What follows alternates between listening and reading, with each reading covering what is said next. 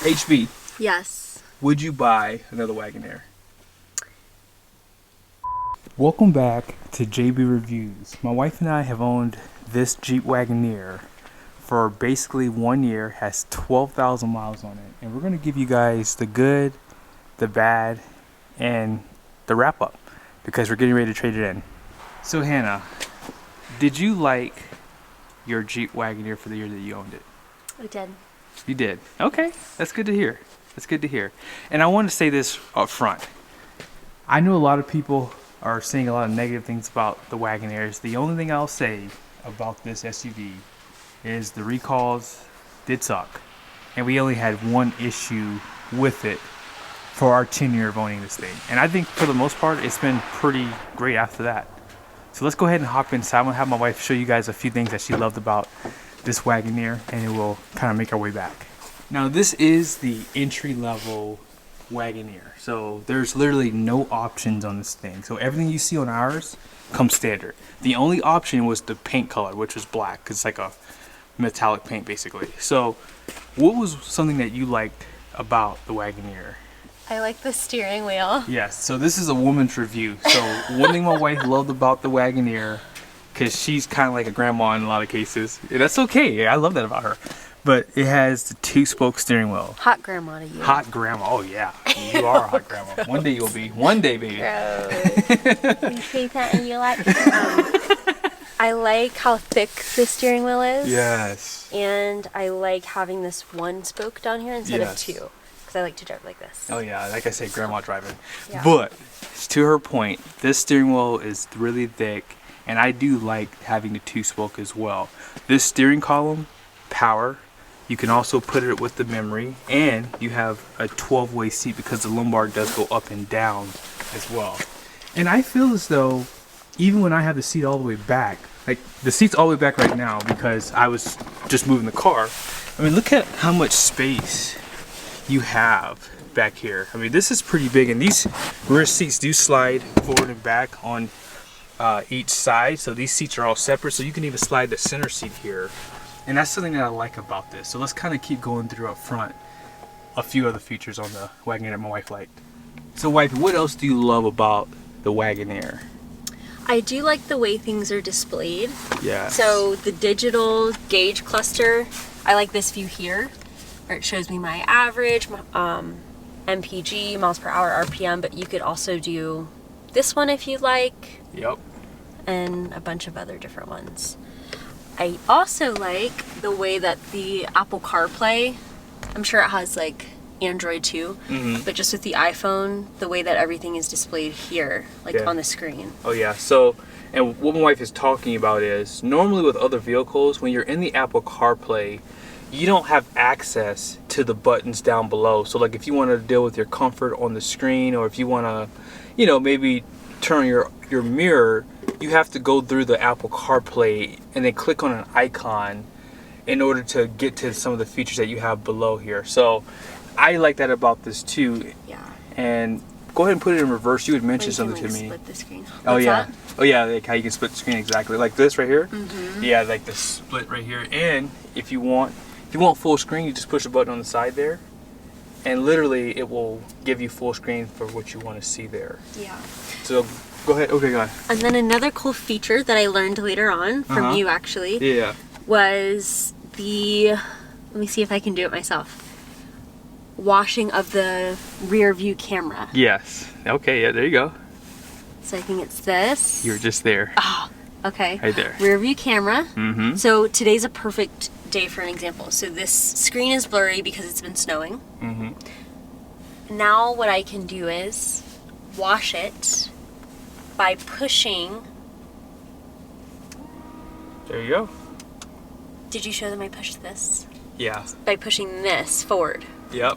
And look at how clear and clean that is. I know. So I actually just cleaned it before you came out, actually, because when I backed out, I was like, holy smoke, I couldn't see anything. But yeah, to Hannah's point, they do have a sprayer back there that literally will spray off the camera while you're cleaning off the rear window with the wiper there. And those are just a few hidden features that I didn't even know about, you know, when we had it. I knew there was a sprayer back there, but I actually didn't know how to turn it on.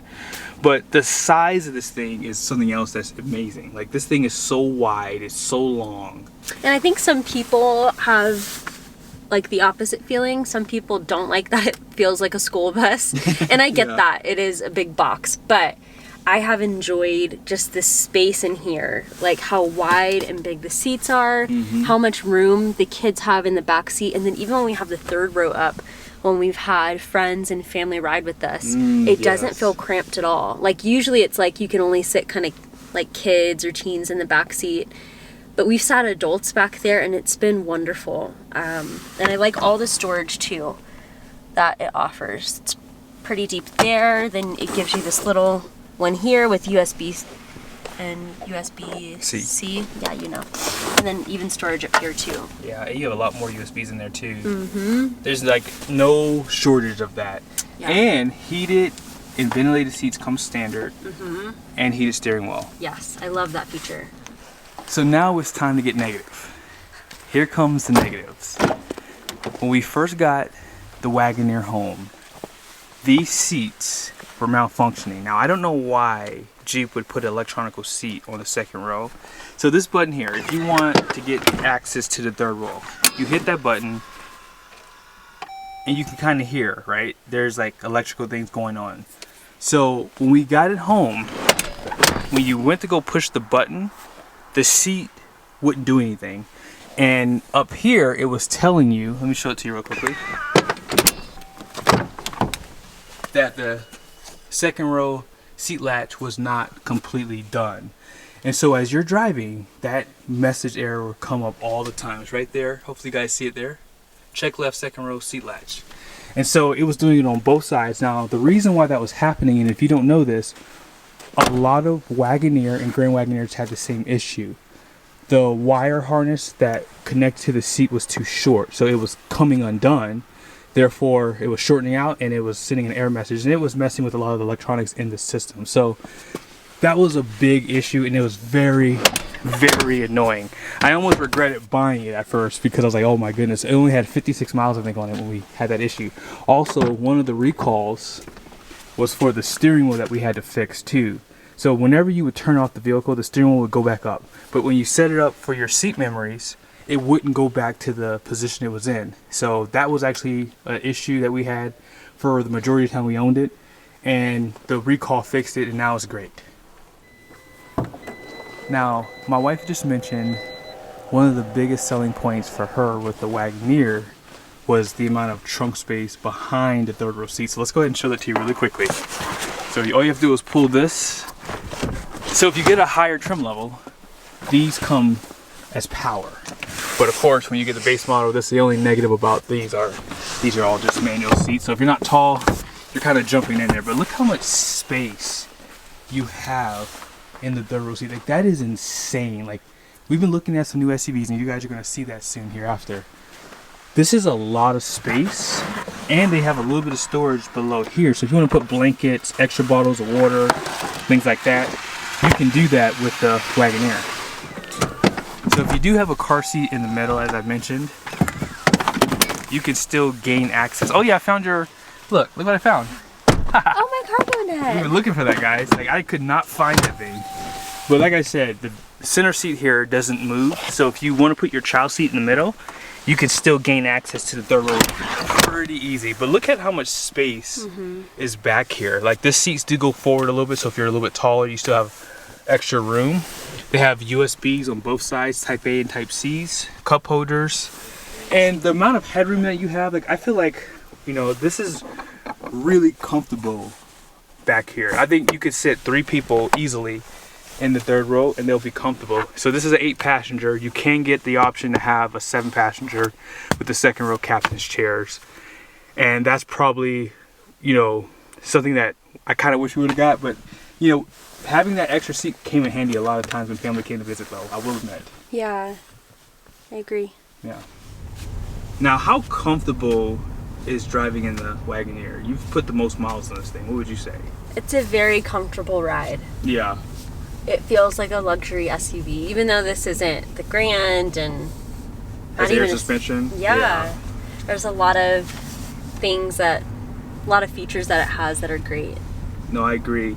And one of the things about this one, it doesn't have the air suspension, as you just heard, but I don't think you would ever be able to tell a huge difference unless you're someone like me. Like, I could tell a difference because I just drive these cars all the time, so I can instantly tell a difference. But it's one less thing to break.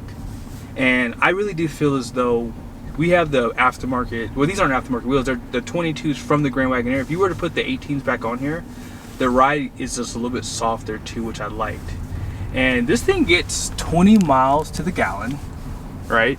Easily on the highway. Like, if you're doing like mixed driving, highway, city, you can get 20 miles. If we were going to go on a long trip in this for like 2 hours, you can get 22, 23. Like right now you're seeing the average at 18.4. That's with us waiting in line at the kids' school.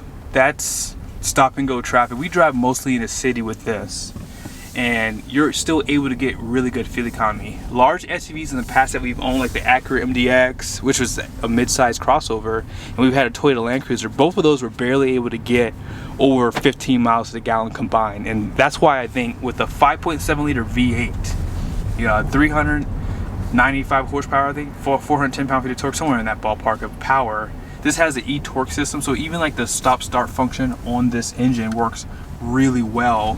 So when you do use it, especially in the wintertime, like, it stays off for a long period of time, so it does help with fuel economy. HB. Yes. Would you buy another Wagoneer?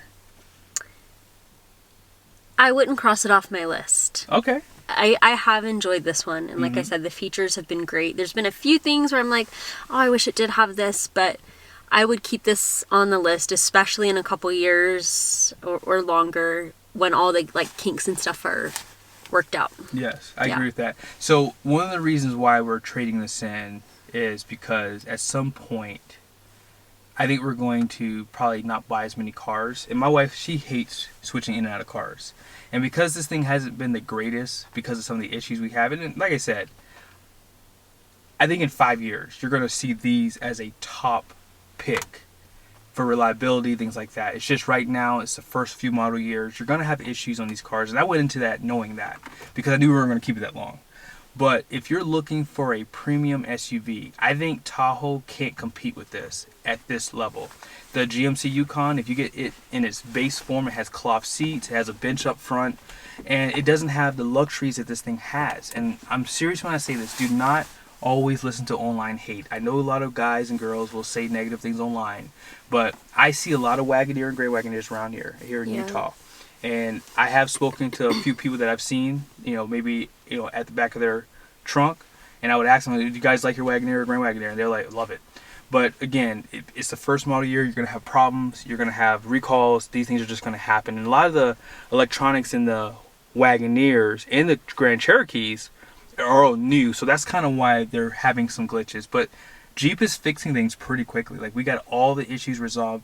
And the only issue was, you know, we just were probably out of service for probably a couple weeks, you know, with the amount of time that they've had our SUV. But the last recall was done in, what, a day? So we dropped it off, and then I think the next day we picked it up. But I hope you guys liked the video. We will be unveiling what we got next. And it will not compare to this, guys. Like, what we're getting next is a whole nother level. We would have to have a Grand Wagoneer to compare what we're getting next to. So that's why I think us getting this SUV, I'll be able to take this over to the Jeep store and other dealers to kind of put it up against other SUVs. And we were supposed to get a GX550, and we're still on the list for a new Lexus, but my wife, she wanted to try something else out, so that's what we're going to do. All right? See you guys soon.